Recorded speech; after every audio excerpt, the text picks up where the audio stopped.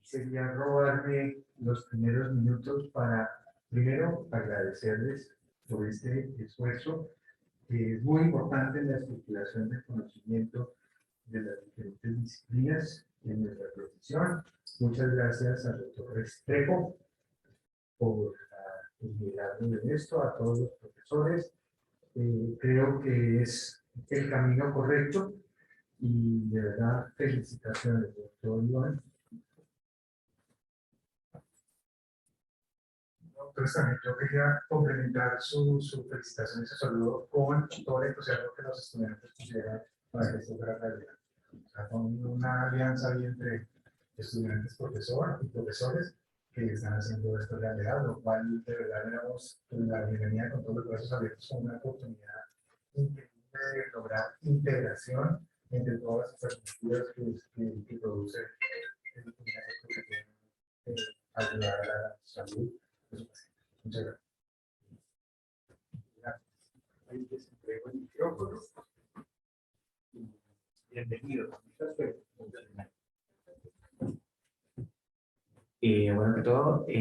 Primero que todo, quiero darles las gracias por estar aquí. Yo sé que es un esfuerzo grande para todos. Algunos ya estamos en finales, tenemos reuniones, trabajos que hacer, pero pues sí les agradece el esfuerzo.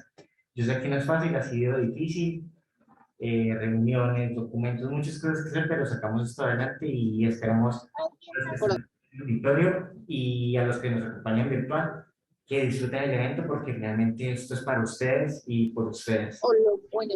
Entonces, pues a continuación, la doctora Laura Jaramillo nos va a dar la introducción y la apertura del evento.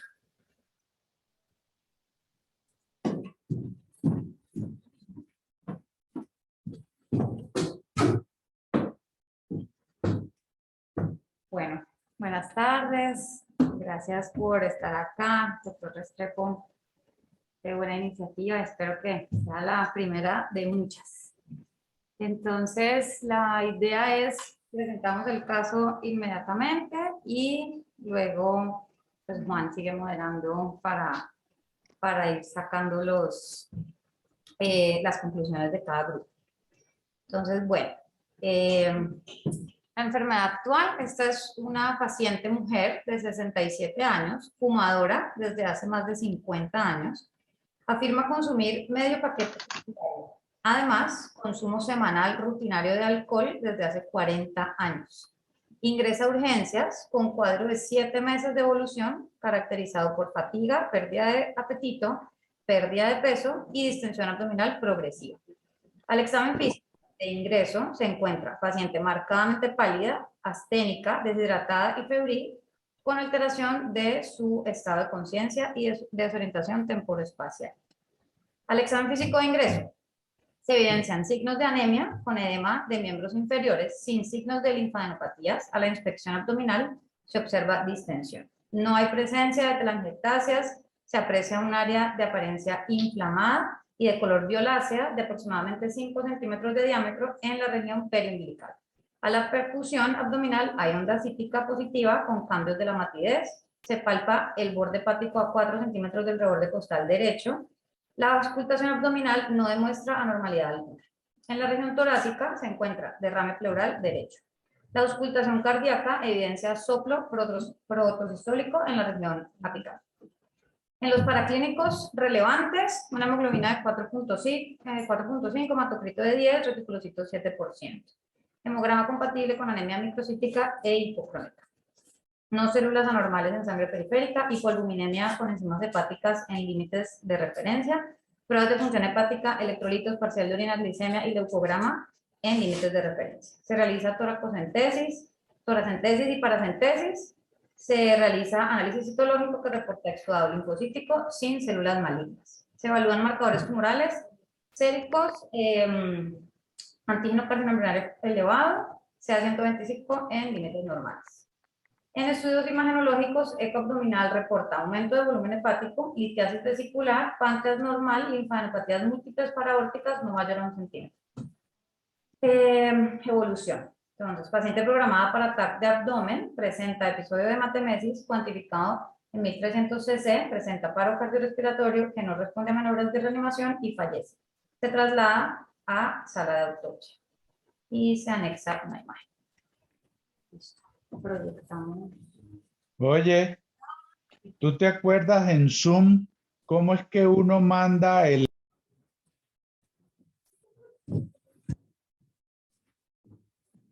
Bueno, listo. Vamos ahorita a hacer una pequeña, pues antes de empezar con la actividad y con las discusiones de los casos, vamos a hablar un poquito sobre qué son los EPCs, dónde nacen los EPCs y por qué hacen los EPCs. Entonces nos remontamos al año 1898, donde Walter Buchanan, que después sería uno de los profesores de fisiología de la Universidad de Harvard más reconocidos, cursaba su cuarto año de medicina. Curiosamente, el doctor Buchanan compartía dormitorio con el estudiante de Derecho y él le llamaba mucho la atención la forma en que les enseñaban Derecho. ¿Sí? Presentaban una historia, un caso y los estudiantes lo debatían y junto al docente encargado llegaban a conclusiones. ¿Sí? Era un aprendizaje en el que debían colaborar y así mismo iba a funcionar su profesión. Entonces lo que no le parecía al doctor Cannon era cómo se estaba dictando en su escuela. Únicamente era el conocimiento del docente, el conocimiento del docente era absoluto. ¿Sí? Entonces, él empezó hacia el año 1900 a publicar en el diario de su universidad pautas en las que él decía que iba a hacer sesiones diarias de 4 horas, 5 días a la semana, para discutir casos con sus compañeros. La actividad se tornó popular y hacia 1910 pues ya había sido adoptada por el doctor Cabot, Walter Cabot, que lo llevó a universidades a lo largo de todos Estados Unidos y especialmente Massachusetts se popularizó. Entonces, ¿qué sucede con los CPCs? Son actividades que pues buscamos incentivar en la universidad, ¿cierto? Porque es una actividad que además de integrar a los semestres, generalmente uno con su semestre colabora en las actividades diarias, pero no, hasta que no estamos en áreas clínicas, no diagnosticamos juntos, no trabajamos juntos, inclusive desde primero o segundo semestre, con el conocimiento no tan amplio que tenemos, pues hacemos la actividad juntos, trabajamos, indagamos el caso, y me pareció muy emocionante ver a mis compañeros juntarse, reunirse, sacar su tiempo, preparando exámenes finales para hacer esta actividad. Entonces, pues, es la invitación para que continuemos con esta actividad. Tenemos diferentes propuestas y estamos abiertos, estamos para mejorar y esperamos que esta actividad sea de su agrado.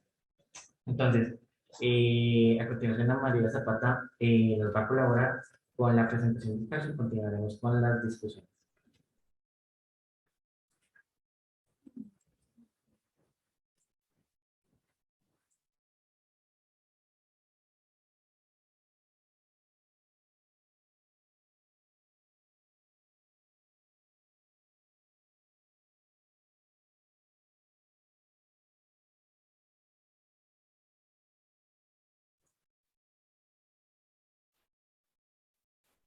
Bueno, nuevamente, buenas tardes. Ya como la doctora nos lo había explicado, pues traímos también el caso clínico en unas diapositivas para nuevamente contárselos.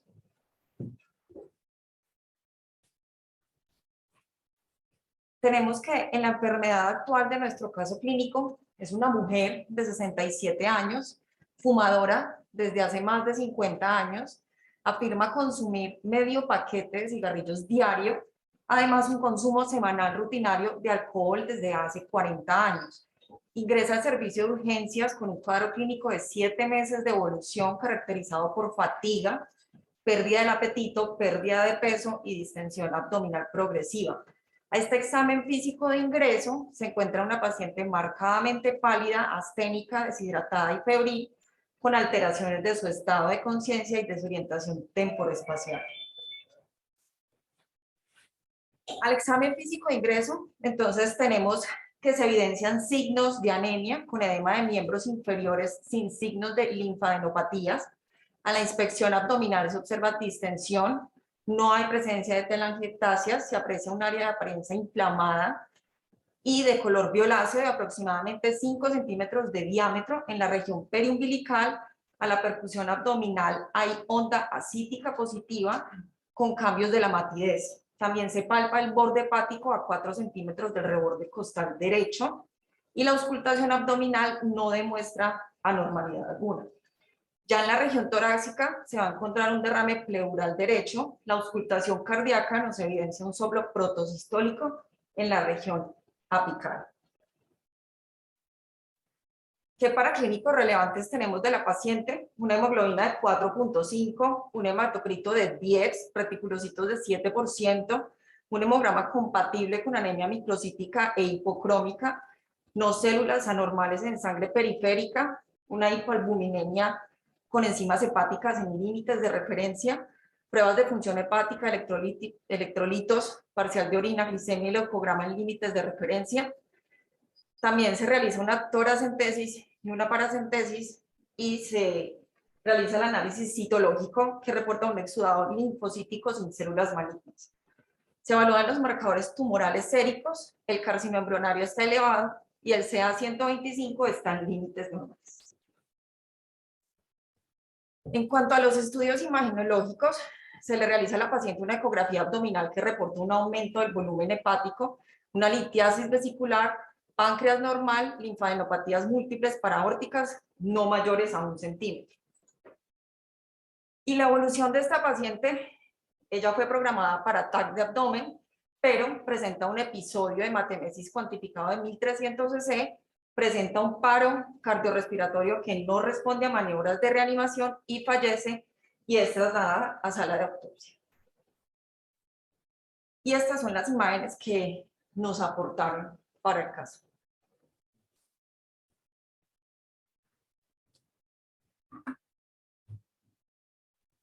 Bueno, listo. Antes de continuar con las discusiones de los casos y las ponencias de cada semestre y su respectivo representante, vamos a tener un pequeño espacio para la pauta de ASAPUJ, que es la Asociación Científica de Estudiantes de la Pontificia Universidad Javeriana Cali, a cargo de Mónica.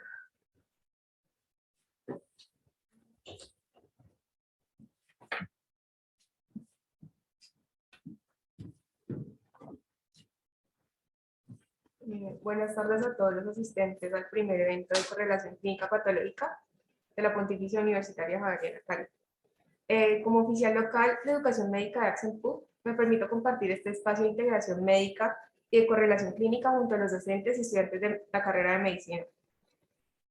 Bueno, parte fundamental para una escuela de medicina y su noble propósito son sus estudiantes, los futuros galenos y especialistas de las ciencias de la salud.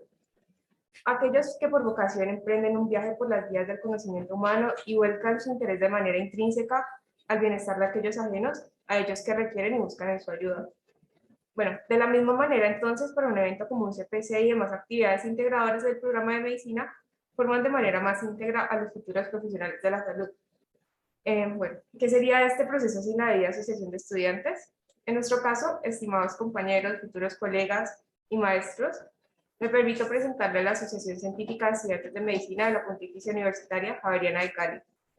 Una asociación de estudiantes que vela por el bienestar de los estudiantes de la carrera, se interesa por brindarles estas oportunidades formativas y sobre todo que nos acoge para brindar de una manera certera un espacio de entendimiento común. Desde mi rol como oficial local de educación médica, debo velar por brindar espacios que fortalezcan la formación de mis compañeros y futuros colegas. Debo tratar de que a través del mutuo entendimiento y por supuesto de la sed de conocimiento que tenemos, se nos permita ampliar nuestros horizontes de la manera perspectiva de estudiantes. Siempre en la búsqueda de una mejoría y enriquecimiento de nuestro proceso formativo, claramente. Por estos y muchos motivos más, me permito nuevamente extender la invitación a todos ustedes, pero sobre todo a mis compañeros y futuros colegas, para que formen parte de la asociación, permitirse ser parte de la familia AXEMPU. La asociación de todos ustedes, donde obviamente tendrán las puertas abiertas cuando sea necesario y donde siempre encontrarán una razón de ser mientras navegamos de manera conjunta en el mar de la medicina.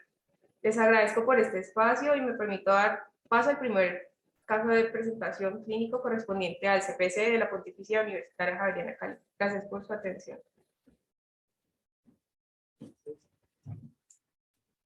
Listo, muchas gracias. Entonces, a continuación vamos a empezar con las ponencias y las discusiones del caso clínico. Entonces, vamos a iniciar con la presentación de los a cargo de los estudiantes de segundo semestre de medicina.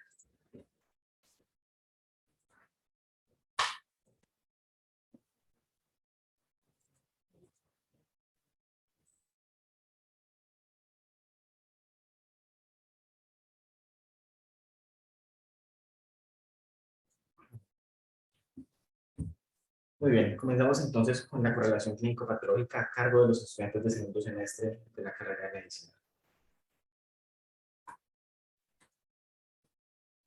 Primero que todo vamos a hablar sobre el paciente, segundo vamos a abordar una discusión y tercero vamos a brindar un diagnóstico acerca del caso clínico que se nos presentó. Sobre la paciente tenemos una mujer de 57 años, fumadora desde hace más de 50, con promedio de una cajetilla diaria y además un consumo semanal rutinario de alcohol desde hace más de 40 años.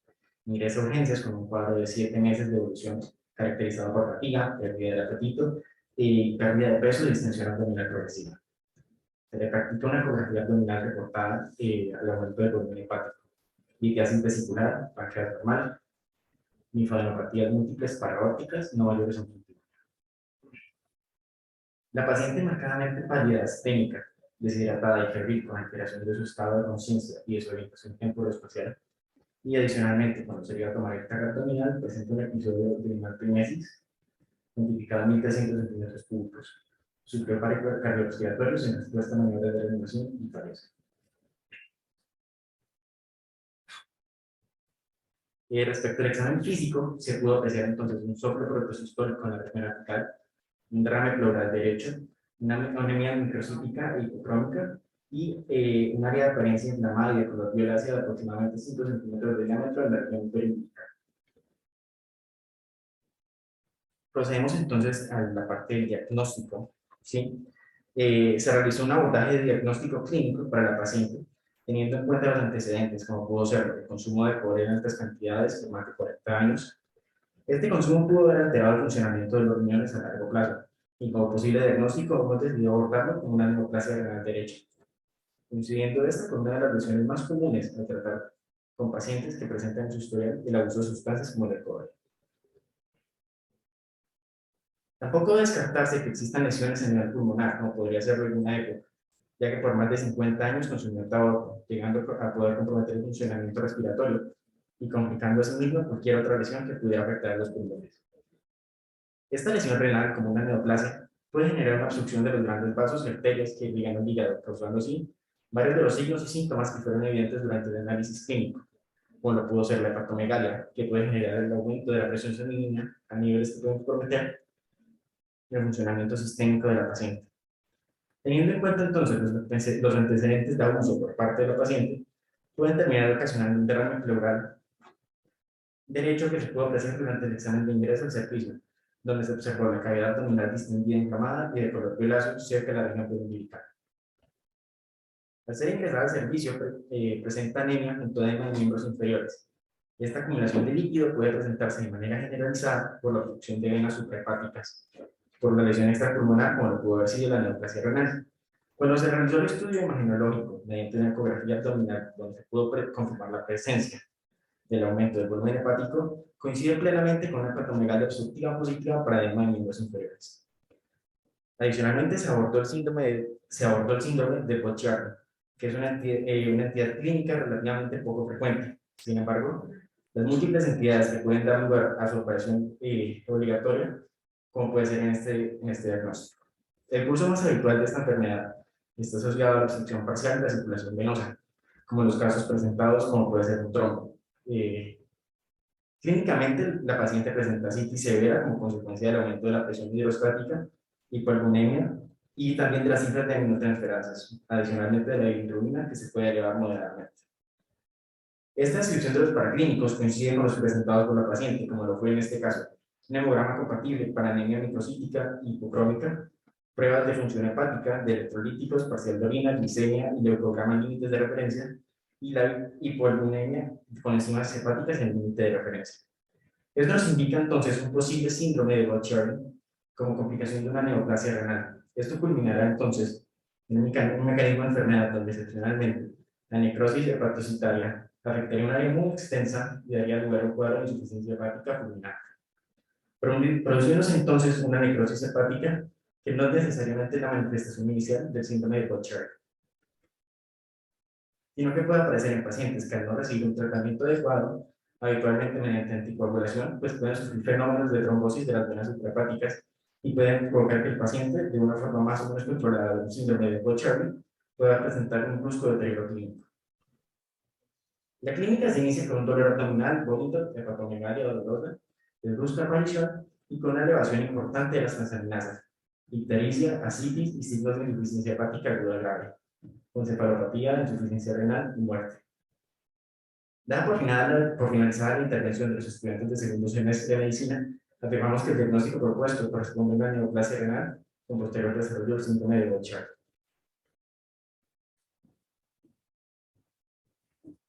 Muchas gracias a mis compañeros del segundo semestre y vamos a continuar con la ponencia de los estudiantes de cuarto semestre.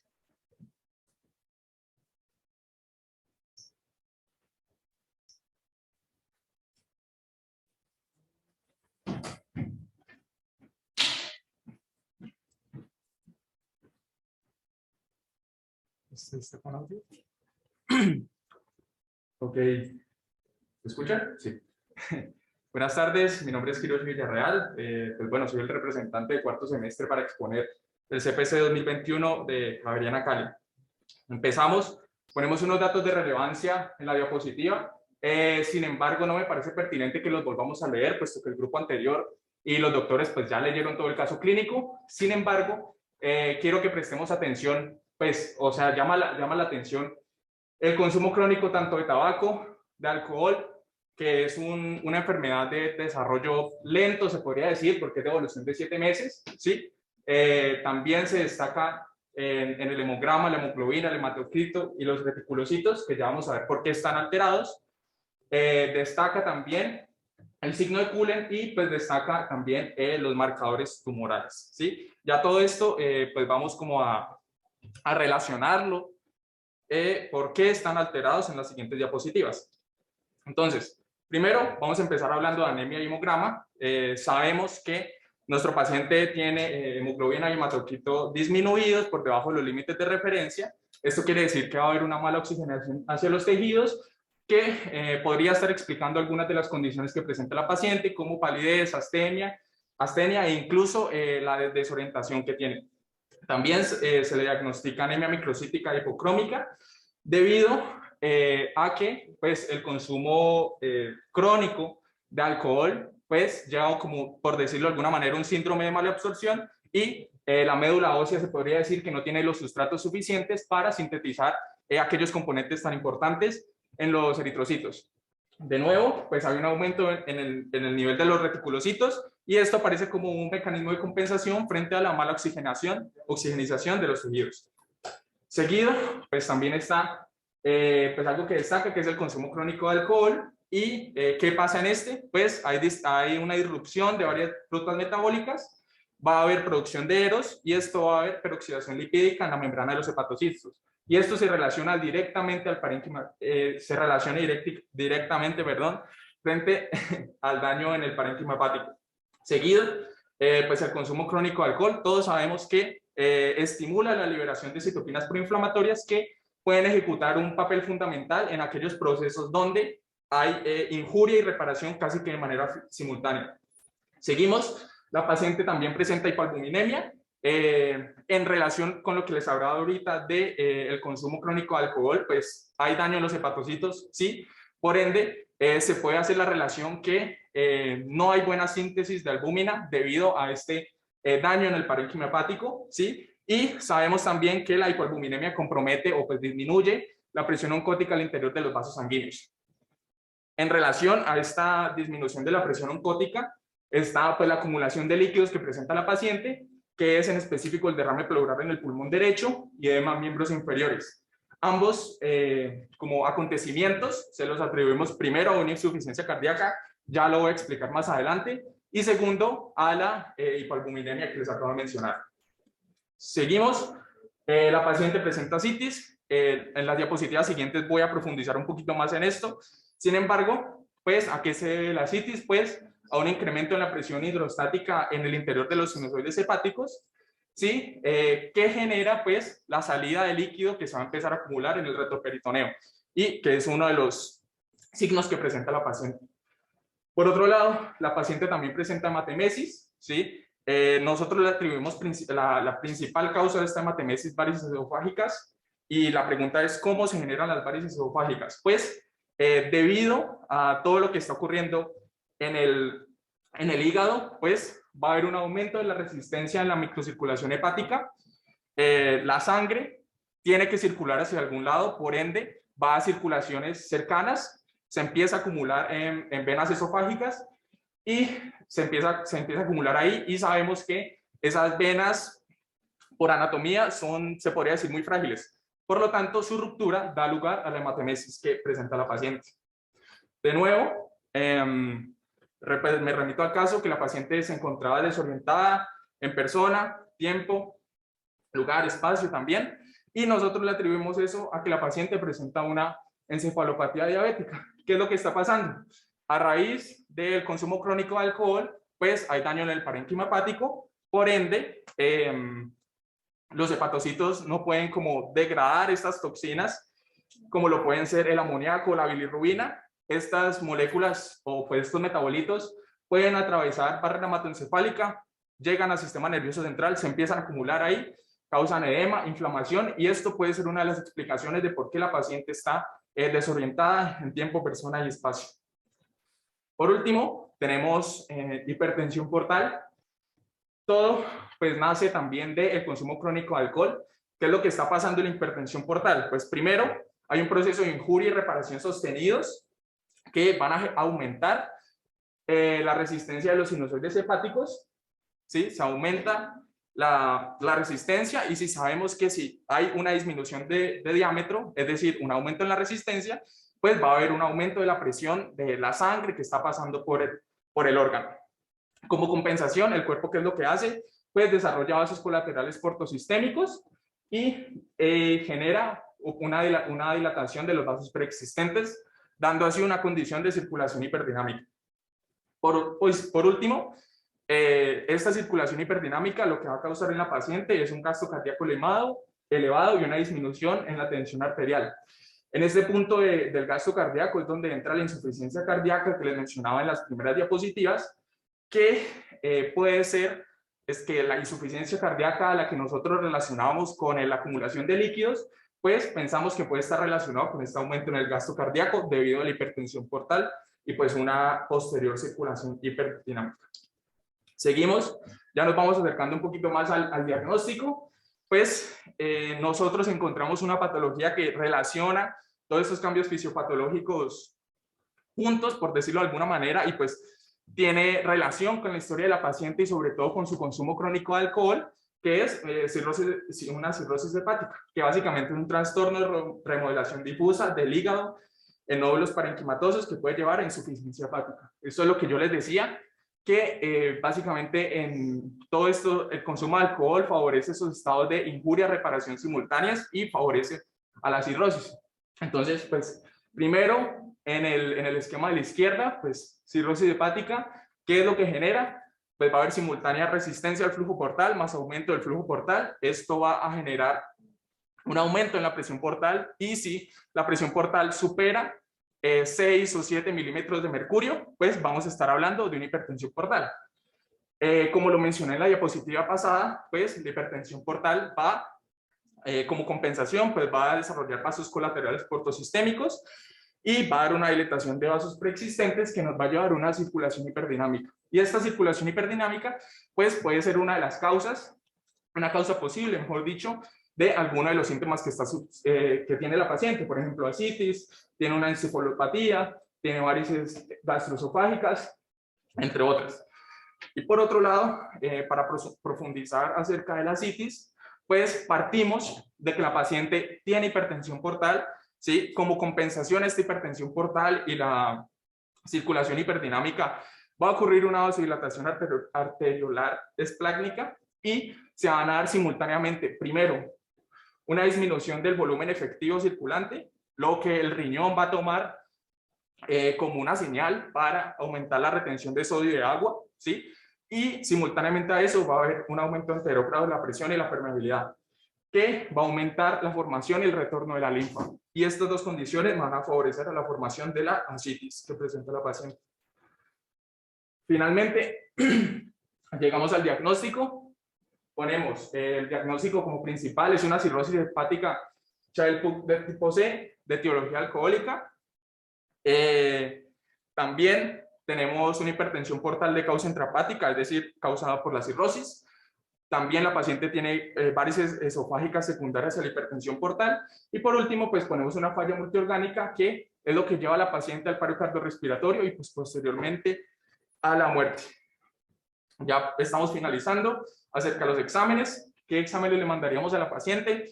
Bilirrubina total indirecta para evaluar función hepática, albúmina sérica, evaluar función hepática. También voy a conocer cómo está la presión oncótica del paciente y me va a indicar el estado nutricional de la paciente. También voy a evaluar tiempo de coagulación. Esos 3 primeros exámenes que les acabo de mencionar pues van de la mano con el diagnóstico que nosotros hacemos de cirrosis hepática Child-Pugh-C y pues se tienen que hacer de acuerdo al diagnóstico. Siguiendo pues con otros exámenes más generales se podría decir, que es evaluar la concentración de amonio frente a la encefalopatía hepática, evaluar transaminasas, dado que con esto se evalúa función hepática y daño hepático, evaluar creatinina E1 para evaluar función renal y sospechando un probable síndrome hepatorrenal. Cosas más generales aún, electrolitos, hemograma, hacer TAC de abdomen con contraste, con previa toma de creatinina para evaluar páncreas. También necesito saber lipasas, ya les menciono por qué. Necesitamos también saber hacer el índice APRI, que evalúa la relación AST-PLT y que dicho valor puede orientar la presencia o no de fibrosis, pensando pues en el estado del hígado. Y por último, pues hacer una biopsia hepática para confirmar o descartar el diagnóstico que nosotros acabamos de hacer. Finalizamos con diagnósticos diferenciales. Primer diagnóstico diferencial que nosotros tenemos que hacer es pancreatitis. ¿Por qué? Porque nuestra paciente, si se acuerdan, presentaba el signo de Cullen, que pues es esta zona violácea a 5 centímetros de la región perumbilical. Eso es el signo de Cullen. Y es casi que patognomónico de pancreatitis aguda. Por ende, pensamos que pues es importante hacer un diagnóstico diferencial con esta patología. ¿Cómo vamos a hacer este diagnóstico diferencial? Pues a través de los exámenes de lipasas o pues un TAC de abdomen para evaluar páncreas.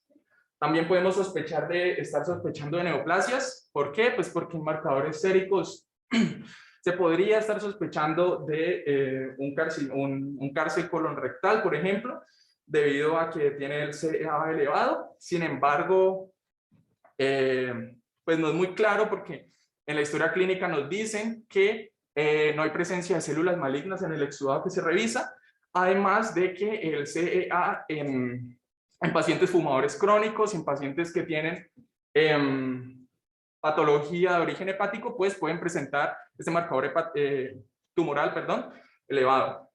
Se puede pensar sobre una infección, sin embargo, esto no lo ponemos tanto como diagnóstico diferencial, sino como una posible complicación o un caso hipotético que le pudo haber pasado a la paciente. ¿Por qué? Pues porque si tiene ascitis, tiene cirrosis, es muy probable que la paciente presente una infección por algún microorganismo. Y por último, pues también ponemos una hipertensión portal de otras causas, como por ejemplo una causa prehepática o poshepática.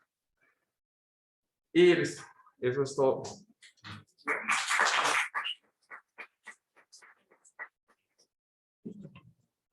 Listo.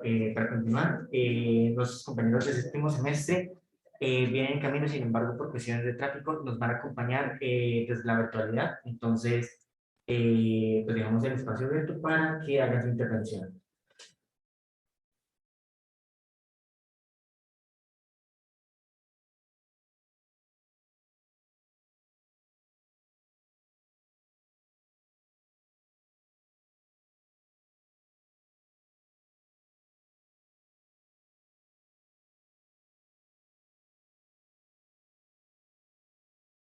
Listo. El encargado de la ponencia de séptimo semestre, por favor, levante la mano en el Zoom para abrir el micrófono y que pueda hablar.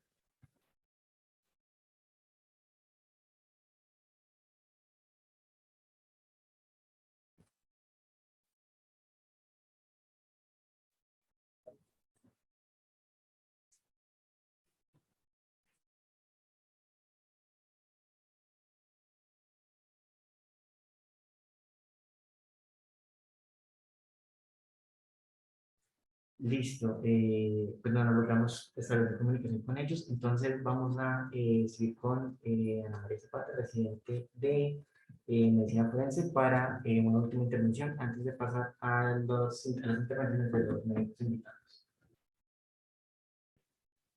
Bueno, nuevamente buenas tardes.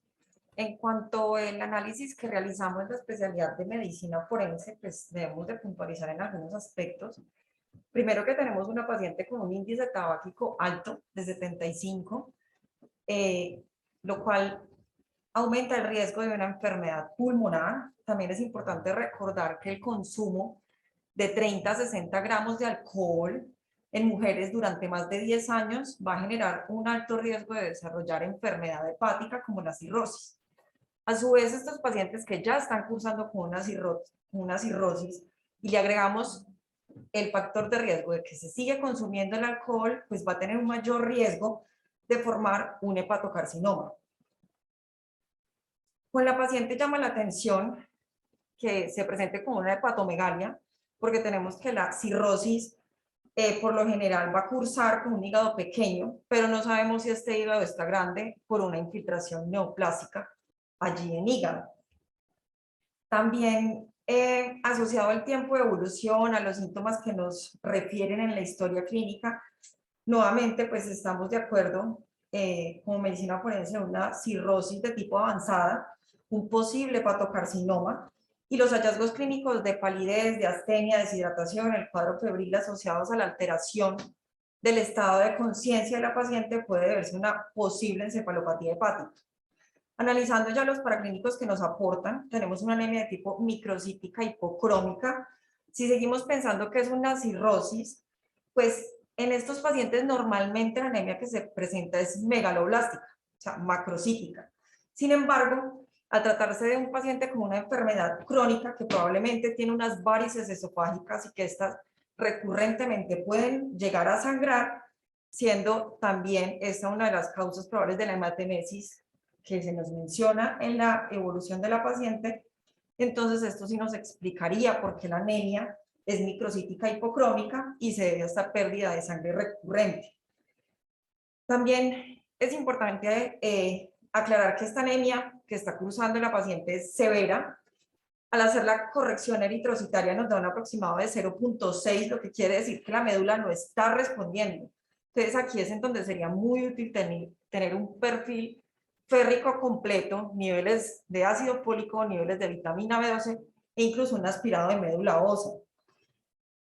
Las enzimas hepáticas, si bien en la historia clínica nos dicen que están dentro del rango de normalidad, en estos pacientes con hepatitis alcohólica debemos recordar que estas aminotransferasas pueden estar en el límite superior, incluso pueden estar normales, diferentes en pacientes que tienen patología hepática por hepatitis B o C. En estos normalmente lo que sucede es que se duplican.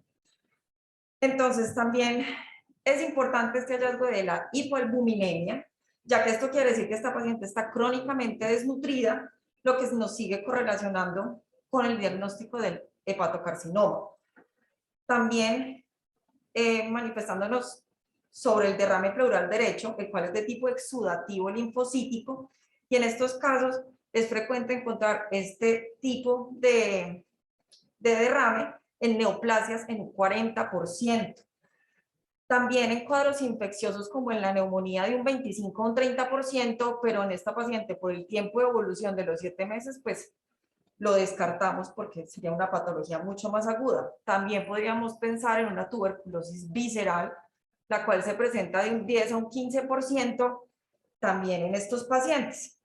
¿En dónde más vamos a encontrar esos exudados linfocíticos? En la embolia pulmonar, en la pancreatitis, en la perforación esofágica y en la esclerosis de las varices, que este último sí se nos correlaciona muy bien con los hallazgos clínicos que tenemos en la paciente, ya que tiene unos signos de hepatopatía crónica, a pesar de que no tiene las telangiectasias y otros hallazgos. Otro diagnóstico diferencial que consideramos fue el absceso hepático. Este, nuevamente, tiene un cuadro más flórido, es mucho más agudo. También se puede presentar estos exudados por algunos medicamentos como la bromocriptina o el metrotexato, y en esta paciente pues no tenemos claro qué medicamentos estaba tomando. Otra cosa que nos pareció importante puntualizar fueron las adenopatías paraórticas. Estas pueden deberse a una inflamación reactiva, tumoral, autoinmune o en un paciente inmunocomprometido, como los pacientes con VIH, pero por lo general en estos pacientes sería sistémico. Como vemos acá en el examen físico, no se apreciaron adenopatías, pero sí están presentes en la ecografía, lo cual nos diría que están localizadas allí en hígado, y nuevamente pues nos sigue coincidiendo con hepatocarcinoma. En cuanto a la radiografía que se nos aportó, en esta pues no observamos una cardiomegalia, no nos hace pensar en una falla cardíaca, que puede que sí la tenga la paciente, pero realmente a lo que queremos llegar es que el edema que está presentando la paciente también puede ser por la misma enfermedad hepática que presenta.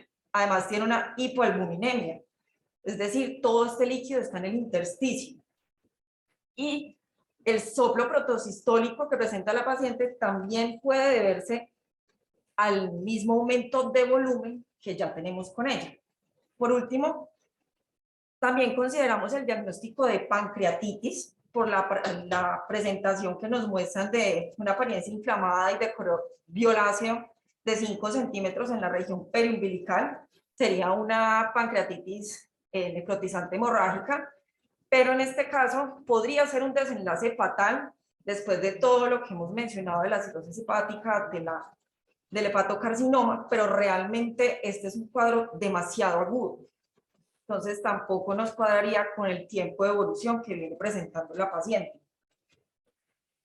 Y finalmente seguimos con nuestro diagnóstico de hepatocarcinoma, porque igual en el hepatocarcinoma también podemos ver el signo de Curie. Gracias.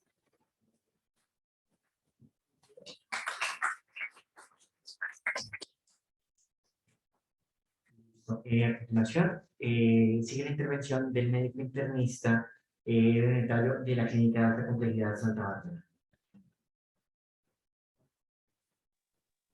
Gracias, buenas tardes. Primero, gracias al doctor Andrés por la invitación a estos eventos académicos. Mi nombre es Edwin Eta, yo soy internista geriatra. Doctor, entonces, ¿sería ¿Me posible? escucha? Sí. ¿Sería posible que encendiera la cámara? Sí, claro que sí. Listo. Muchas gracias. Bueno, mi nombre es Edwin Eta, yo soy internista geriatra de la Universidad de Caldas, director general de Clínica de Alta Complejidad Santa Bárbara y GESENCRO IPS. El caso que acaban de presentar es un caso muy interesante, es un caso que nos llega relativamente con una frecuencia importante a los servicios de urgencias. Es una mujer adulta con unos factores de riesgo bastante importantes, como es el consumo de alcohol crónico y el tabaquismo pesado. Los signos iniciales demuestran una mujer crónicamente enferma, con una anemia, no vi los volúmenes, han mencionado que es de volúmenes bajos, heterogénea, básicamente por el nivel de reticulocitos. No corregí los reticulocitos, pero creo que la médula sí está respondiendo, y la alta probabilidad de esta anemia es una anemia por pérdidas crónicas de sangre, y en este caso muy seguramente es una anemia ferropénica. Hay que tener en cuenta algo que se mencionó rápidamente, y es que esta mujer fallece por un shock hemorrágico, por una hemorragia digestiva masiva. Los casos de hemorragias digestivas masivas se presentan bien sea por varices esofágicas, varices gástricas, asociadas a hipertensión portal, como ustedes muy bien lo han mencionado, o por infiltraciones tumorales, principalmente del duodeno de la cámara gástrica, ¿sí? Cánceres o un cáncer primario del estómago, o infiltraciones tumorales de lesiones concurrentes. Evidentemente, al revisar todos los exámenes, llama la atención un antígeno cardiopulmonar que lo han denominado elevado, no sabemos qué tan elevado estaba, y esto está a favor de una enfermedad neoplásica. Es claro que la paciente tiene una hepatopatía crónica de base, asociada al consumo de alcohol. No tenemos todos los datos paraclínicos para poder hacer la clasificación de la cirrosis y de su comportamiento. Y en esencia creo que hay que enfocar el caso de manera sintomática, como lo hicieron muy bien los estudiantes de segundo semestre, como lo presentaron los estudiantes de cuarto semestre y las personas que hablaron de medicina forense. Quiero resaltar que no tiene uno que llevar a CPCs o a casos clínicos los casos exóticos de baja prevalencia y que se presentan de una manera infrecuente. Es importante presentar este tipo de casos que son de alta frecuencia. El alcoholismo es una enfermedad grave, es una enfermedad que hay que reconocerla como tal, que tiene de base un componente de salud mental y que evidentemente es un factor de riesgo importante para tener en cuenta para hacer un abordaje desde salud pública de su condición. Finalmente, una paciente crónicamente enferma con un cuadro de anemia crónica, ascitis, hígado aumentado de tamaño, antígeno carcinoembrionario elevado, que posteriormente es un choque hemorrágico y es claro que el cuadro está a nivel gastrointestinal y que de base es altamente probable que tenga una neoplasia de las que elevan el antígeno carcinoembrionario, principalmente el hepatocarcinoma en este caso, o un cáncer de colon con lesiones metastásicas y que haya generado todo el componente de hipertensión portal y disfunción hepática, etc. Doctor Andrés, de nuevo, mil gracias. Estaré siempre disponible para este tipo de casos. Es importante y resalto que los estudiantes de primeros semestres de medicina ya estén haciendo este tipo de abordajes. Es muy importante, es muy importante. Aquí quiero resaltar que siempre hay que ir al libro base antes de ir al estudio clínico, al autorizado y la investigación del New England Journal, porque los libros base nos dan el mejor abordaje sindromático que podemos hacer de este tipo de casos. Si tienen alguna pregunta desde el punto de vista de medicina interna, estaré disponible los próximos 10 minutos para poder responder. Muchas gracias.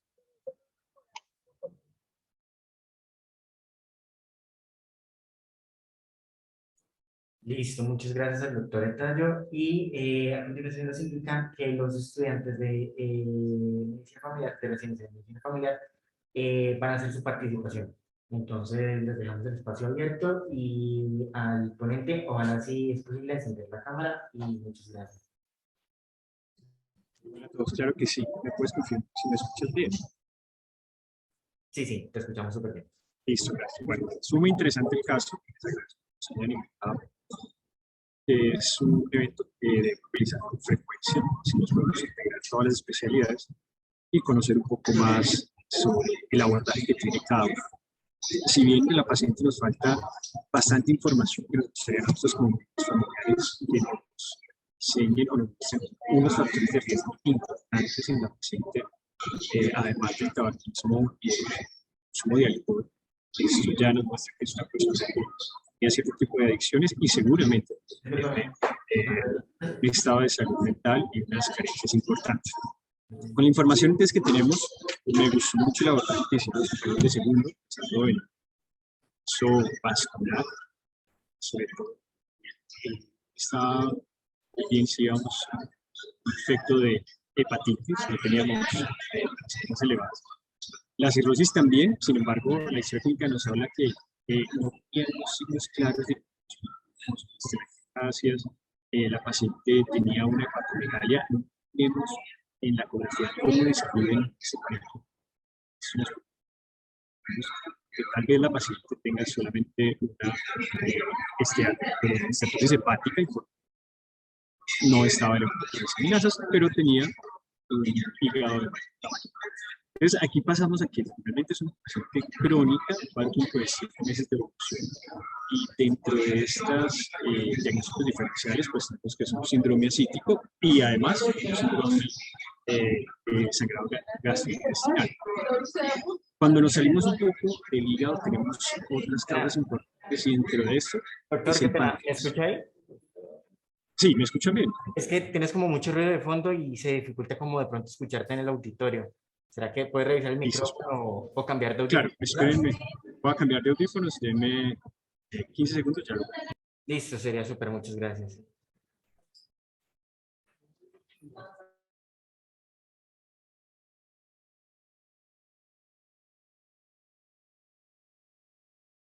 Listo. Dicen si me escuchan mejor. ¿Aló? Si es posible que te acerques eso ahí. De pronto. Listo, acá estoy. ¿Sí? Listo, sí, mejor. ¿Qué Dale. tal? Bueno, gracias. Bueno, entonces, como les contaba, dentro de este acercamiento por el síndrome ascítico y el síndrome de hemorragia gastrointestinal, tenemos ahí un órgano que nos ha falta evaluar, que es el páncreas. Como lo decían los compañeros de cuarto, se presentó el signo de Cullens. Este signo de Cullens es cuando hay un sangrado importante a nivel peritoneal. Tiende por lo general a presentarse más hacia la parte posterior o incluso a los flancos, pero cuando es un sangrado masivo se empieza a presentar una lesión de color violácea a nivel de epigastrio. Entonces, en este se empieza a concordar un poco con lo hallazgo de la paciente.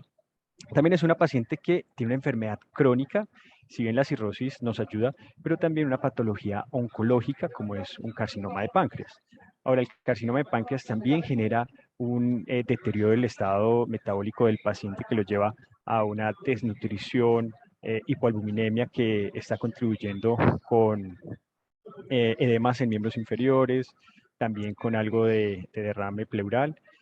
Entonces, eso lo tenemos que tener en cuenta. También la característica del adenocarcinoma de páncreas es que él se puede ir infiltrando poco a poco hacia el duodeno y ahí empezar a presentar sangrados que se van dando poco a poco, y por eso esta paciente tenía una anemia, si bien era hipocrómica y microcítica, lo cual podría corresponder no solamente a deficiencia de hierro, sino también a una anemia por enfermedad crónica.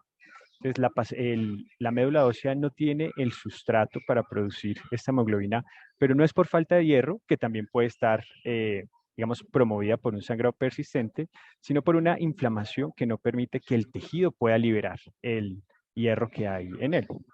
Entonces, aquí tenemos la anemia, tenemos el sangrado gastrointestinal por esta infiltración del duodeno por adenocarcinoma de páncreas. Es una paciente severamente comprometida a nivel metabólico por un estado oncológico. Ahora, el 50% de los cánceres de páncreas tienen una metástasis y hay una gran proporción que se genera una metástasis a cavidad peritoneal. Cuando se produce esta metástasis a cavidad peritoneal se empieza a generar una inflamación que empieza a producir una carcinomatosis peritoneal. Es una producción excesiva y permanente de líquido ascítico, lo cual nos lleva al síndrome ascítico que tiene la paciente. Y lo otro que les quería comentar es que también hasta el 20% solo el 20% de la carcinomatosis peritoneal tienen células a nivel cuando se hacen las paracentesis o las toracentesis.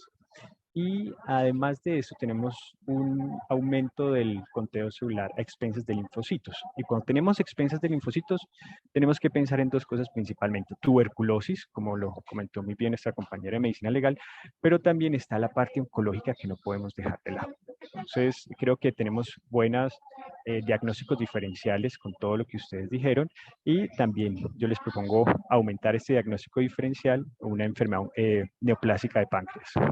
Muchas gracias.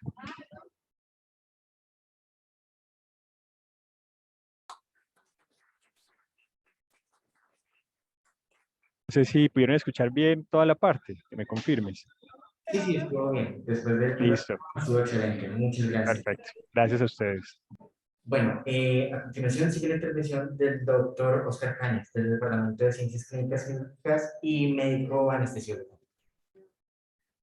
Bueno, buenas tardes. ¿Me confirma si me están escuchando bien, por favor? Sí, doctor, lo escuchamos muy bien. Bueno, voy a compartir un momentico aquí. Ok.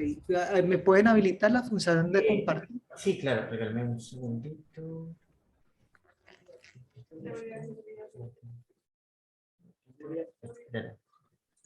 Listo, doctor, ¿me confirma si ya puede compartir pantalla? Perfecto. Bueno, muchas gracias. Excelente.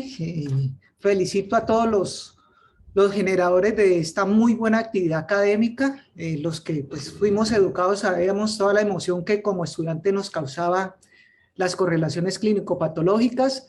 No voy a sumar lo que ya se han dicho, voy a mencionar lo que sí es objetivo al revisar la historia clínica y lo que nos están haciendo llegar. Es claro que esa paciente tiene una hepatomegalia, tiene un hígado por 4 centímetros por debajo del reborde costal, tiene una insuficiencia hepática, o sea, al ver la historia clínica, la paciente está en una encefalopatía, y es claro, tal vez lo que más remarcan, que la paciente tiene un signo de Cullen positivo, o sea, un hematoma en la región periumbilical. Si nos vamos a analizar al mecanismo de paro, pues esta paciente falleció por un sangrado masivo de tracto gastrointestinal, que uniendo pues a la parte clínica, pues podemos mencionar que muy probablemente esta paciente tenía unas varices esofágicas, y el sangrado de esas varices esofágicas fue la que le llevó al sangrado masivo de tracto gastrointestinal y la causa de muerte como tal. Y es claro, yo pienso que la paciente tiene una neoplasia y tiene factores de riesgo para esa neoplasia: la edad, fumadora y alcohol. Lo interesante en los EPCs es que pues, nos tenemos que arriesgar con diagnósticos. Yo pienso que esa es la función de detective que debe tener el clínico. Y en ese sentido, en mi concepto, debemos de pensar en dos entidades. La primera de ellas es un linfoma hepático primario y la segunda de ellas es un carcinoma hepatocelular. Entonces, desde el punto de vista de clínicas quirúrgicas, hacemos hincapié en el análisis que efectuamos de que la neoplasia muy probablemente está ubicada en la parte hepática, y todo eso originó la sintomatología pues, que tuvo la paciente. No sé si hay dudas o inquietudes desde parte de clínicas quirúrgicas, pues este es nuestro aporte que hacemos. Gracias. Diagnóstico: linfoma hepático primario, segunda posibilidad, un carcinoma hepatocelular. Gracias. Listo, perfecto, doctor Cañas. Muchas gracias por su aporte. Y a continuación sigue la intervención del doctor Jorge Eduardo Paredes, médico patólogo del Instituto Nacional de Medicina Legal y Ciencias Forenses.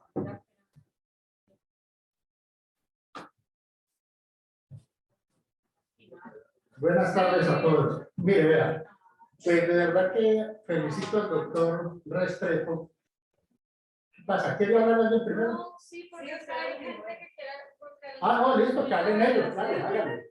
Porque yo creo que yo primero la juventud. Primero la juventud.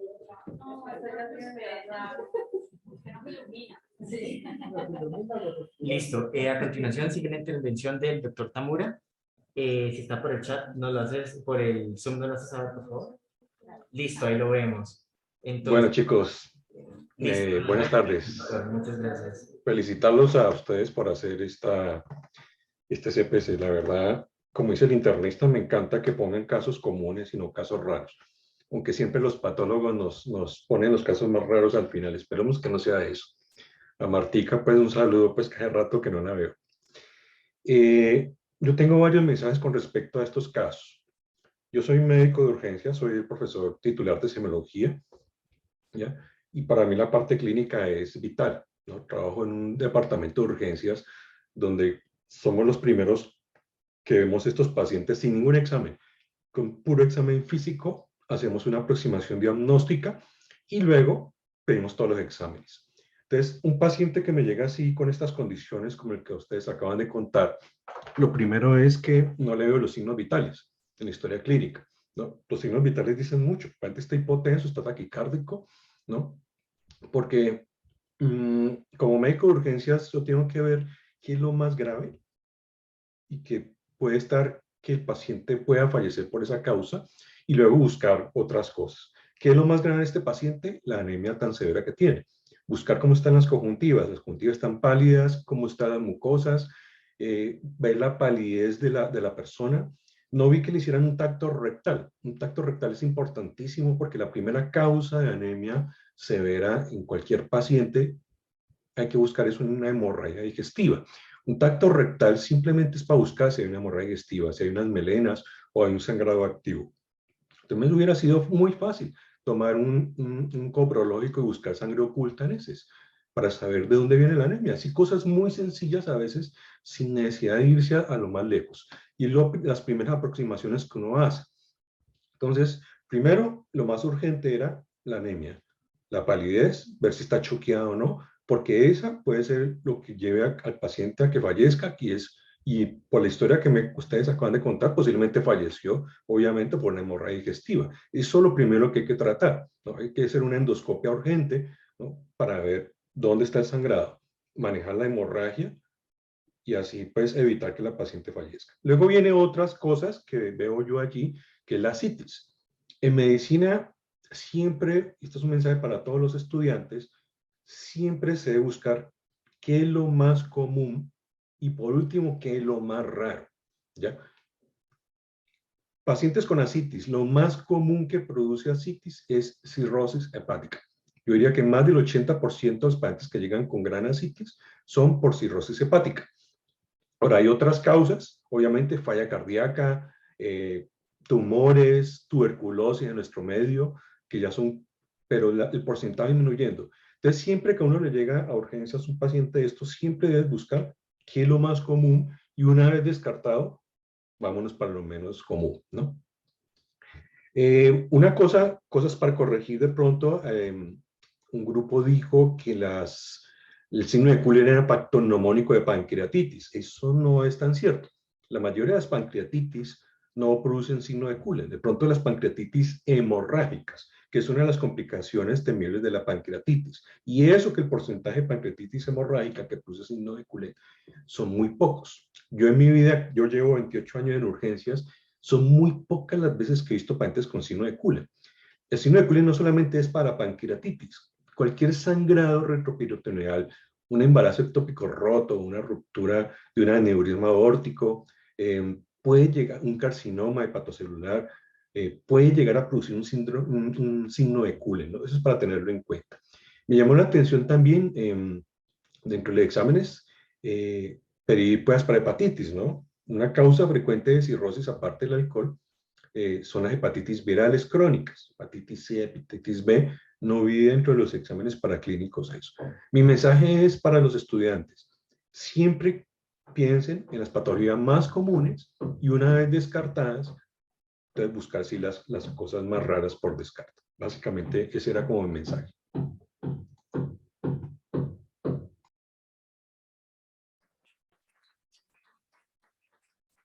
Muchas gracias, doctor Tamura, por su intervención y nos informa que de quinto semestre quieren hacer una intervención también. Entonces los invitamos al frente del auditorio. De todas formas, igual ya lo mencionamos por el chat. Si hay otra persona o algún otro grupo que quiera hacer una intervención, pueden avisarnos por el chat y los vamos organizando.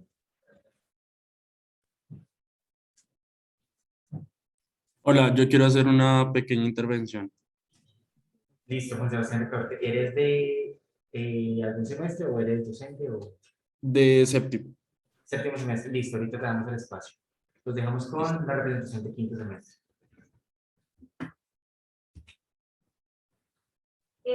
Bueno, pues como ya hemos visto, pues la paciente de 67 años de edad, de sexo femenino, tiene como antecedentes algo muy importante que es un IPA 25, que significa que es índice paqueteaño de 25 por la pues, es fumadora activa, por el consumo de cigarrillo que nos comenta. Refiere consumo de alcohol desde los 40 años, que es un riesgo alto pues, a padecer diferentes patologías. Vamos a tener que entre los síntomas va a tener hiporexia, astenia, palidez, deshidratación y pirexia. Y como examen físico vamos a tener en los miembros inferiores signo de Koren, hepatomegalia, derrame pleural derecho, soploprostosis histórico de válvula mitral. Vamos a tener como importante eso de examen físico, vamos ya pues, a pasar por los paraclínicos, pues ya los hemos hablado, entonces vamos a pasar como a los posibles diagnósticos según este examen físico. En el posible examen físico, en el posible diagnóstico podríamos pensar en insuficiencia cardíaca derecha, por lo que nos dicen del soploprostosis histórico de válvula mitral. ¿Por qué? Hay algo muy importante que se diferencia entre su insuficiencia cardíaca derecha e izquierda. Y en la derecha podemos ver que los pacientes van a presentar ascitis, hepatomegalia, incremento de la presión venosa central y periférica, lo que nos va a llevar a miembros inferiores, y también algo muy importante es que van a tener pacientes con fatiga. Vamos a tener también que en los posibles diagnósticos vamos a tener las varices esofágicas como la consecuencia de obstrucción del flujo hepático por la ascitis y la hepatomegalia que se está presentando, Y también vamos a tener el signo de Cohen, como ya lo hablamos anteriormente, que va a ser una equimosis periumbilical, que va a ser una extensión de un hematoma por pancreatitis aguda, necrohemorrágica, y eso se va a ver a través del ligamento redondo del hígado. Con todo esto podemos ver que tenemos relaciones tanto en el páncreas y el hígado, y como también puede relacionarse con la insuficiencia cardíaca, lo de los edemas y la citis que presenta generalizada en nuestra paciente. Entonces vamos a tener que nuestro posible diagnóstico también puede ser una pancreatitis necrosante hemorrágica, porque ponemos también como un factor de riesgo la colelitiasis que está presentando la paciente, y también tenemos como posible diagnóstico el cáncer de cabeza de páncreas, pues es muy usual que algunos pacientes puedan presentar derrame pleurítico por este tipo de cáncer de cabeza de páncreas, pero se puede ver, tanto así como los pacientes pueden quejarse de un dolor pleurítico, y esto es usualmente cuando hay metástasis.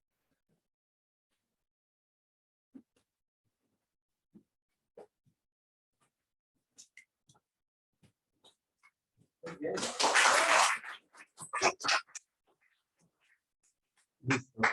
A continuación va a hablar nuestro asesor del séptimo semestre, que se hace una intervención. Bueno, pues por cosas de que estamos en tráfico con mis compañeros, no vamos a poder prender la cámara, pero algo que pues ya prácticamente que lo han dicho absolutamente todo, todas las impresiones diagnósticas que se podría tener del caso. Es claro que es una mujer que tiene factores de riesgo para desarrollar neoplasias. Digamos que si nos vamos a la semiología, lo que la compañera acaba de decir, digamos que tiene un IPA o pues digamos un índice de cigarrillos por año alto, más o menos como de 29.5, y a partir de 30, cuando tú haces el cálculo del IPA, a partir del 30 se considera que tiene un factor de riesgo para desarrollar neoplasias. Si nos vamos como tal a la historia clínica, pues tiene anorexia, es decir, pérdida del apetito. También tiene ainamiastenia, bueno, todos los síntomas y signos que por lo general constituyen el síndrome constitucional. El síndrome constitucional como tal es muy importante en la clínica, no solo en urgencias, sino también en hospitalización, cuando nos llegan pacientes, por ejemplo, que han perdido peso, han perdido mucho peso en, por ejemplo, en 3 meses, en 6 meses, sin explicación alguna. Es diferente perder peso porque estamos bajo una dieta o porque hemos hecho más ejercicio del normal que cuando no hay explicación alguna. Y esta mujer, pues además de tener los factores de riesgo de cigarrillo y alcohol, tiene un síndrome constitucional, evidentemente por los, digamos, por algunos exámenes y paraclínicos que hay en la historia clínica, pues se ve que es una paciente con una enfermedad crónica agudizada, es decir, que ya tiene seguramente enfermedades crónicas como insuficiencia renal, insuficiencia hepática, insuficiencia cardíaca, pero pues que las está agudizando en el momento pues del ingreso y que por eso fallece. Digamos que la causa por la cual aparentemente muere es por un shock hemorrágico. Posiblemente una de las varices esofágicas que tenía posiblemente se disecó, ya que contaba con episodios de hematemesis, es decir, de vómito con sangre. Y una de las primeras causas como tal de vómito con sangre, pues es tener varices esofágicas, que es una consecuencia de la hipertensión portal, y la hipertensión portal es una consecuencia de la cirrosis hepática, que pues lo presenta también en ascitis como está pues postulado en el caso. Digamos que la radiografía tórax que muestran ahí en la historia, pues muestran como tal, bueno, una radiografía póstero anterior que muestran marcada cardiomegalia, tanto el ventrículo derecho como el ventrículo izquierdo, por lo cual ya nos hace pensar que crónicamente ya estaba cursando por una falla cardíaca, y que nosotros como tal lo enfocaríamos al síndrome constitucional, primero a descartar neoplasias como tal de origen del tracto digestivo o enfermedades como tal de tumores gástricos, y que estén haciendo una obstrucción que pues finalmente terminó generando pues el cuadro clínico que tiene. Como tal, sí, tocaría mandar estudios inmunológicos, hormonales, o sea, todo lo que tiene que ver con tiroides, hematológicos, o sea, el hemograma, volverlo a ver, puesto que la hemoglobina y el hematocrito que tienen, que es muy bajo, o sea, que cursa con anemia, por lo general hace parte de la presentación clínica de una neoplasia. Y como tal, descartar todo lo que tenga que ver con cuadros infecciosos, por ejemplo, no sé, herpes virus, VIH, tuberculosis, citomegalovirus, bueno, todo lo que tenga que ver con cuadros infecciosos, pero pues obviamente lo más probable es que tenga que ver con con un cuadro neoplásico. Entonces estamos de acuerdo con algunos diagnósticos que han dado, tanto adenocarcinoma hepático como pues del páncreas. Entonces, esa sería como nuestra aproximación. Agradecer al doctor Restrepo y a los estudiantes como tal que organizaron la actividad. Y nada, pues la verdad súper chévere y lo que les comentaba, es muy común ver síndromes constitucionales y el enfoque desde la semiología de que ha perdido peso, desde que tiene pérdida del apetito y que está fatigada, pues ya nos hace pensar en que puede ser una neoplasia. Gracias.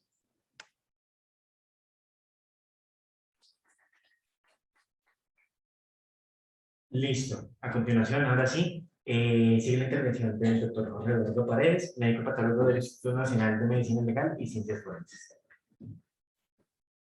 Muy buenas tardes a todos. Pues mire, yo quiero felicitar a los organizadores y principalmente al doctor Restrepo.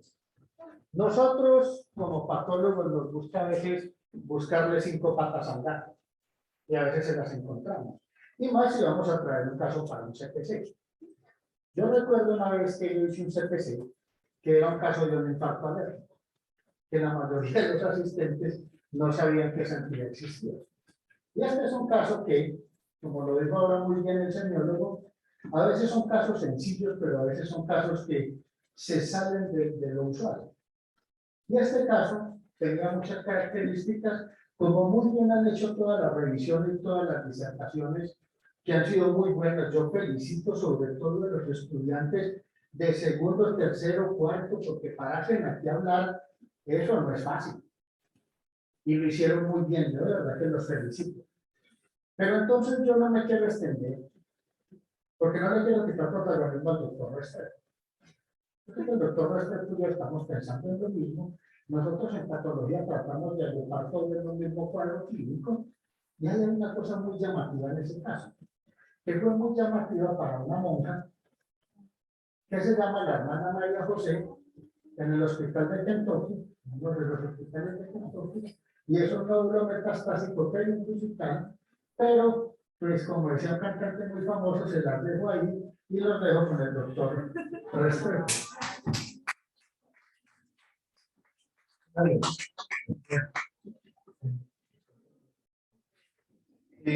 Yo me acuerdo cuando, hace como 20 años, cuando yo entré en la medicina legal, alguien me dijo a mí, alguien me dijo, yo nunca he hecho notas en mi vida, y me dijeron, péguese al maestrico Paredes. ¿Qué será de más? Me hice muy amigo de él. Hemos sido muy buenos amigos muchos años. Y en medio de la pandemia, un día estaba hablando del doctor de Medina, otro docente que iba a la Universidad de Patología, y estábamos hablando de gente. Y él me dio la definición de Paredes. Digo, Paredes es un mentor. Y esa es creo que la definición correcta de Jorge. Es un mentor. Y creo que todos los que han rotado alguna vez con él saben que esa es mi impresión. Y ustedes que algún día pasarán por ahí por medicina legal, se van a dar cuenta que no estoy diciendo ninguna exageración. Es un gran patólogo, una gran persona, y sobre todo que es una persona que nació y vivió para ser docente. Es lo que más le gusta en la vida. Entonces, pues, le agradezco a ellos. Pero no más, entonces, veo un teólogo aquí. Vamos a hablar de caso. Entonces, miren, es una paciente que tiene un hallazgo que todo el mundo pasa por encima, pero es que aquí no estamos para cuestionar a nadie, porque usted en medicina no puede cuestionar, porque las opiniones en medicina son como tener un dedo pulgar, cada quien tiene uno, ¿sí? Y cada quien lo argumenta y lo defiende desde un punto de vista válido. Entonces, todos están bien. Me gustó mucho el enfoque de todos, el trabajo es excelente. O sea, enfocar casos así, trabajarlos, es algo muy chévere.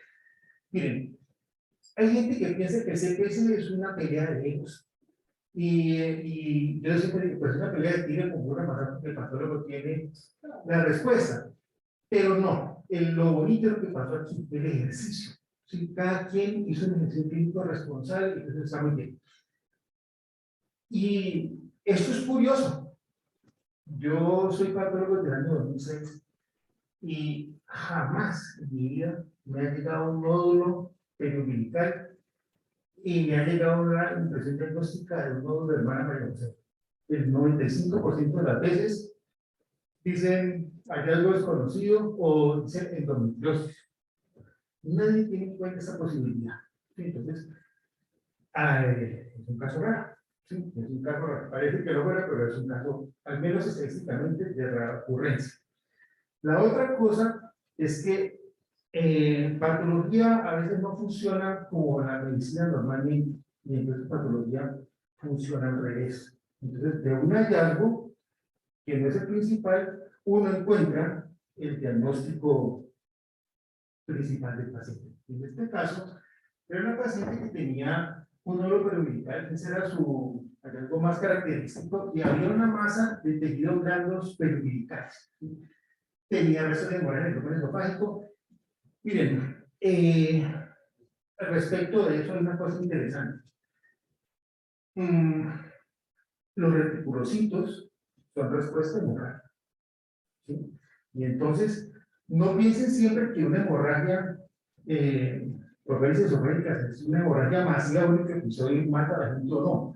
No, uno puede tener pequeños sangrados que pueden ser lo suficientes para llevar a otra persona a una línea donde tenía la paciente y compensatoriamente puede ser una recuperación como la palabra en este caso. Entonces eso es una enseñanza para tener en cuenta. Bien, tiene un poco de cosas ahí. Hay una masa gástrica, pues toda masa gástrica es un tumor hasta demostrar lo contrario. Entonces yo creo que ahí pues tiene alguna posibilidad. Había un nódulo estromal hepático amarillento, 1.5 centímetros.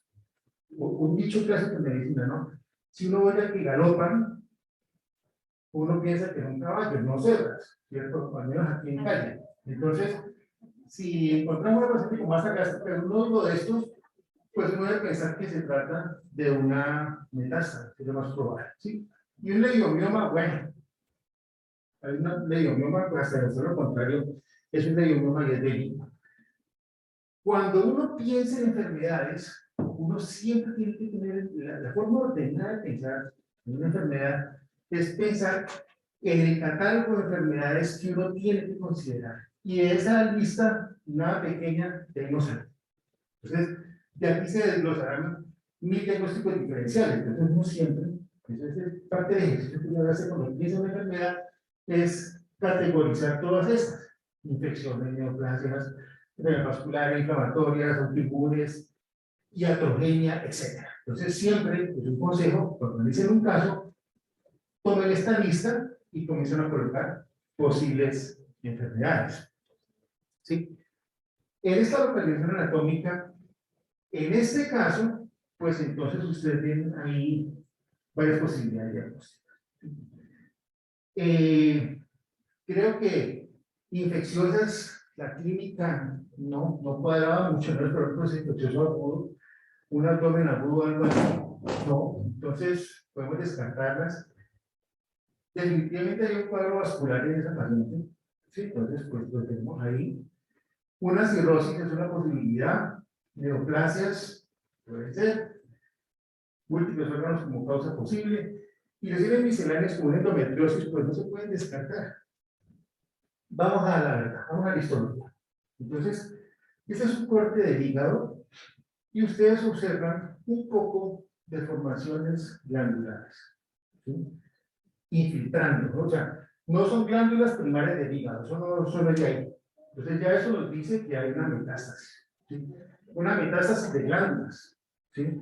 Los tumores benignos pues no hacen metástasis, es decir, es un tumor maligno, entonces esto es un adenocarcinoma. Entonces partimos de hecho, ¿sí? ¿Qué puede ser primario del hígado? pues un colangiocarcinoma podría ser, ¿sí? Pero no es el patrón típico. Ahora, eso lo sabemos los patólogos, pues, pero usted pues tiene que preocuparse por ver placas, eso para eso estamos nosotros. Pero si miramos el hígado, no más de lo mismo, más glándulas tumorales ahí infiltrando. Miramos el estómago, en un corte de autopsia, y hay glándulas de espectro neoplásico. Francamente, es un adenocarcinoma. Si seguimos la lógica, entonces esto es un adenocarcinoma primario de estómago metastásico al hígado, ¿sí? Y de ahí en adelante se deriva toda la cadena de hipertensión portal, ¿sí? Varices esofágicas, se rompe una varices esofágica, es un sangrado, ¿sí? Choque hipovolémico y muerte, ¿sí? En últimas, uno tiene que usar un CPC que haya enseñanza, que aprendamos un mensaje, una lección. Como les digo, no es una pelea de egos, y el calor es corchea toda la facultad, no, eso no es de aquí. Entonces, tenemos ya claro de qué murió y cuál fue la enfermedad de base. Ahora, miremos lo bonito del caso, pues hay más, hay un carcinoma, ¿sí? Entonces, glándulas de espectro neoplásico, con atipia, etc. Colon, nada, ¿sí? Normal. ¿Sí? Ganglio linfático. Bien, ganglio linfático, ¿sí? Metástasis. ¿Sí? Compromiso tumoral del ganglio linfático. Entonces, pues ya, esas eran las genopatías que tenía la paciente. Si ven ustedes en cada momento. El útero, neurobioma, ahí no hay nada, es un benigno, ¿sí? Una lesión benigna completa. Tejidos blandos alrededor del ombligo, ¿sí? El cirujano le llamó la atención. El cirujano mandó el diagnóstico de siempre, ¿sí? Entonces, no lo tuve por qué culparlo. Para eso estamos los patólogos, para decirles qué es eso, ¿sí? Para aclararles las dudas. Si uno tuviera ojos microscópicos, pues no habría patólogos, ¿sí? Entonces, cuando yo veo esto, veo la secuencia de hallazgos, veo un primario del hígado, veo una metástasis, pero un primario del estómago, una metástasis al hígado, y veo una metástasis a piel en un nódulo umbilical, pues entonces lo primero que yo pienso es en un nódulo de la hermana María José, que van los más cortos de la gente médica. Analicemos la autopsia, ¿sí? Manera de muerte de esa paciente, una muerte natural. No cabe ninguna duda que es una muerte natural. Mecanismo de muerte, shock por hematemesis, no hay duda de eso. Y la causa, pues, complicaciones de adenocarcinoma por metástasis múltiple. Entonces, ahora sí miremos la enseñanza del día. Es un nódulo umbilical, ¿sí? De color violáceo que puede medir entre 1.5 a 5 centímetros. El nódulo puede ser duro o blando. Puede haber secreción o no, ¿sí? Y cuando usted ve una masa de ese tipo, tiene que pensar en diagnósticos diferenciales, ¿sí? La primera causa, por supuesto, en una mujer, va a ser endometriosis. El nombre, pues, ni modo. Tumores primarios, melanoma, carcinomas de piel, un sarcoma puede estar ahí. Y metástasis, pues bueno, primero obesidad, tracto digestivo, tracto ginecológico, sarcomas, mesoteliomas, y de ahí en adelante pueden darse lujo de poner el primario donde quieran, que todo afecta. Sí, todos son igual de frecuentes, o sea, muy poco, muy raros. Bien. El nódulo de la hermana María José es una masa umbilical palpable secundaria a una malignidad abdominopélvica, siempre, ¿sí? O en algunos casos muy raros, lesiones de tipo torácico. Se asocia a metástasis peritoneales múltiples, generalmente secundarias a adenocarcinomas, por lo general, la mitad de los casos, al tracto digestivo, con frecuencias estómago, colon y páncreas. Una lesión metastásica primaria de estómago a piel produciendo ese famoso nódulo. La hermana María José era una monja que era la asistente de un cirujano muy famoso, el cirujano William Mayo.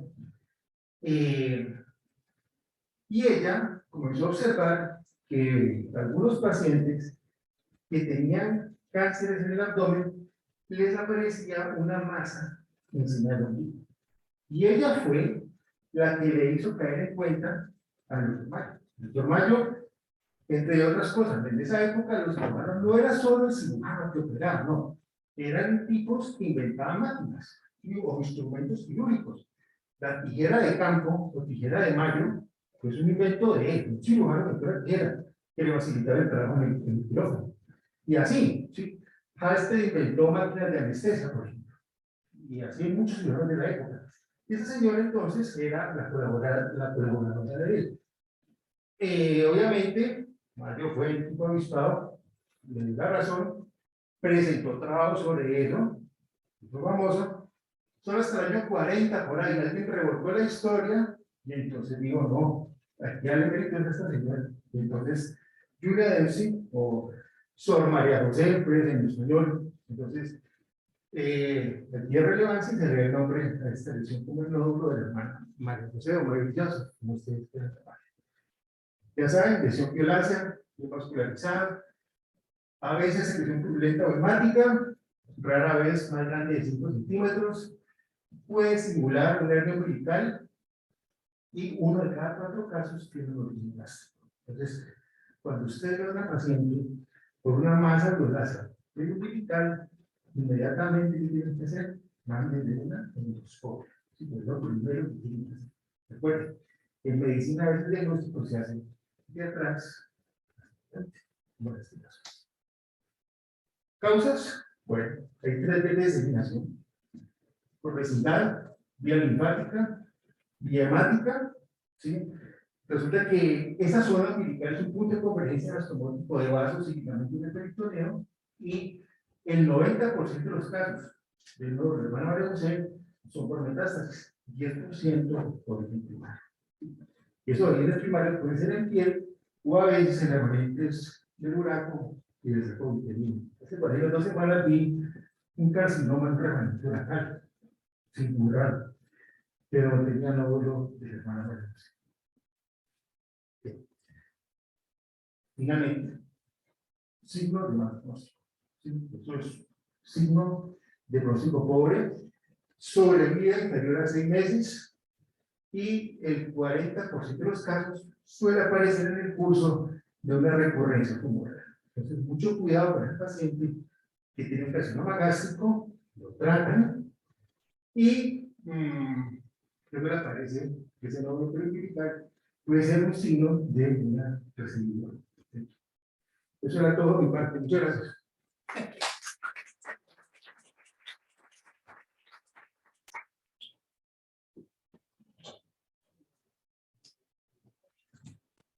Listo. A continuación tenemos una última intervención a cargo de la doctora Marta Lucía Montes. Bueno, muy buenas tardes a todos. Quiero felicitarlos por el excelente ejercicio que han hecho en la tarde de hoy. Y como patóloga clínica y quirúrgica, pues invitarlos a recordar que nuestro ejercicio que hacemos de lógica diagnóstica es muy importante siempre tomar decisiones con hallazgos concretos. Mira cómo cuando nos comunicamos respecto al paciente con interpretaciones de los hallazgos, esto puede desviar el diagnóstico. También es muy importante la segundo tip que les dejo para la sesión de hoy, que ha sido muy enriquecedora, sería recordar siempre describir completamente las lesiones. Esa lesión que era un nódulo, pues al inicio estaba descrita como una lesión eritematosa o violácea. Saben ustedes muy bien, los que ya pasaron por patología, que la descripción macroscópica debe ser siempre completa. Entonces, ya con esto pudimos haber tenido unos mejores elementos que nos ayudaran en el diagnóstico. También lo propio para la interpretación de la ecografía. Entonces, ciertamente quedaron muchos hallazgos por ser descritos.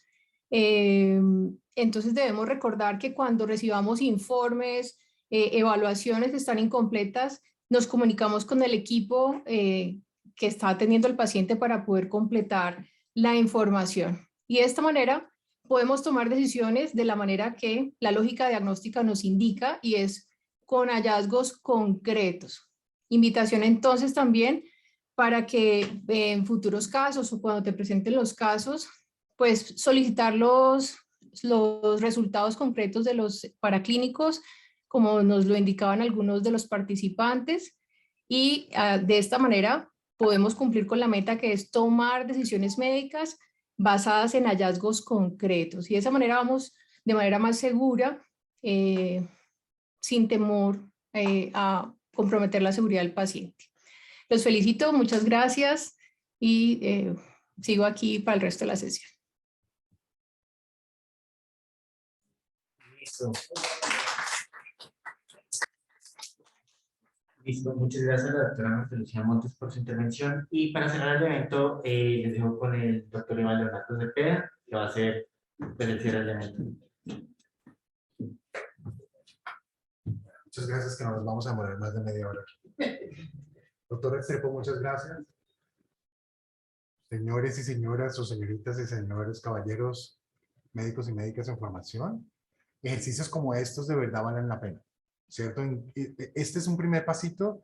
De nuevo, gracias a todos ustedes, al doctor Restrepo, a los estudiantes y a todos los que participaron por haberlo hecho realidad. Desde el programa tienen absolutamente todo el apoyo que quieran hacer, que necesiten para poder fomentar, formalizar, mejorar, llevar este tipo de eventos a una metodología que de verdad les permita a todos ustedes, tanto estudiantes como docentes, encontrar una manera de aprender mejor. Yo quiero resaltar unas cosas muy pequeñitas. La capacidad de observación. Yo hace muchísimo tiempo que no ejerzo la práctica clínica, entonces no pretendo darles clase de práctica clínica porque no soy yo quien debería hacerlo. Sin embargo, una vez aprendí de mis profesores que la observación es súper clave, eso lo van a escuchar muchísimo, ¿cierto? Una vez leí un libro de sociología que uno debería observar a su paciente como si lo tuviera que dibujar, ¿cierto? A veces uno ve las cosas, pero observar como si no lo tuviera que dibujar es como afilar muy bien la atención. Entonces, me refiero con ese mensaje a decirles, cuando ustedes vean a su paciente, uno tiene que estar súper presente en eso y observarlo como si lo tuviera que dibujar, no solamente literalmente en el aspecto de lo que es observable, sino todo lo que es obtenido a través del examen físico y de la historia clínica. Increíble la curiosidad de la asistente del doctor Mayo, ¿cierto? De la madre. Es una curiosidad de la cual se hace algo al respecto. Muchos de nosotros somos curiosos, pero ¿cuántos hacemos algo al respecto cuando nos causa algo curiosidad? ¿Por qué unos pacientes se enferman? ¿Por qué otros no se enferman? ¿Por qué unos pacientes se mejoran y otros no se mejoran con el tratamiento adecuado? ¿Por qué unos les salen unos resultados positivos y otros negativos? ¿Y por qué unos se presentan así y otros así? Entonces, es importante cultivar esa curiosidad, pero también es importante hacer algo al respecto con respecto a esa curiosidad, ¿cierto? Hay muchos hallazgos en medicina que alguien en cualquier nivel de formación simplemente tuvo la curiosidad suficiente, pero lo complementó con hacer algo al respecto. Entonces, los invito también a que cultiven eso. Pensar en lo más frecuente fue algo que también se mencionó acá, quería resaltar, ¿cierto? El doctor Tamura lo dijo, el doctor Restrepo lo dijo, y ya escucharon ese famoso dicho de si escuchamos galopar, pues pensemos en un caballo y en una cebra, y por ahí están diciendo a menos que estamos en África o algo así, eso es clave. El doctor Tamura decía algo así como pensar en lo más frecuente primero, en lo menos frecuente después, ¿cierto? En los EPCs generalmente traen cosas muy poco frecuentes porque nos enseñan muchas cosas. Bueno, pero en la vida real tal vez es razonable pensar en lo más frecuente primero y pensar en lo menos frecuente después. Hay una frase que dijo Sherlock Holmes, ¿cierto? La medicina es como las novelas de detectives. Me parece Sherlock Holmes una persona admirable, es un personaje de Sir Conan Doyle que es producto de su imaginación. Pero es una persona que tiene una capacidad cognitiva increíble de deducción. Yo creo que nosotros como médicos tenemos esa responsabilidad de desarrollar esa habilidad, de obtener información y de encontrar una explicación coherente, lo cual es absolutamente fascinante. Y él decía algo así como que una vez se descarta lo imposible, lo que quede, por muy improbable que sea, debe ser la verdad. Es una de las famosas cuotas de Sherlock Holmes. Y por último quisiera decirles, nadie diagnostica lo que no conoce. Si yo jamás en mi vida he escuchado de una enfermedad X, jamás la voy a diagnosticar. Y es indispensable que nosotros entendamos la responsabilidad de aprender patología y aprender clínica para poder diagnosticar lo que nosotros conocemos, ¿cierto? El síndrome de yo no sé qué, una cosa que uno nunca ha escuchado, uno jamás lo va a diagnosticar. Entonces, de nuevo, resalto la importancia de eventos como estos para que uno aprenda y la responsabilidad de aprenderse lo que uno más pueda, porque lo que uno no conoce no lo puede diagnosticar. Felicitaciones, profesores, felicitaciones, estudiantes. Hagamos de esto algo que nos caracterice, ojalá en la ciudad y en el país. Una oportunidad increíble, ojalá no lo hagamos en exámenes espirales para que, esto fue una medida desesperada en la cual de verdad los felicito por sacar ese tiempito para poder hacerlo, pero sigámoslo haciendo, por favor. Felicitaciones a todos y muchas gracias.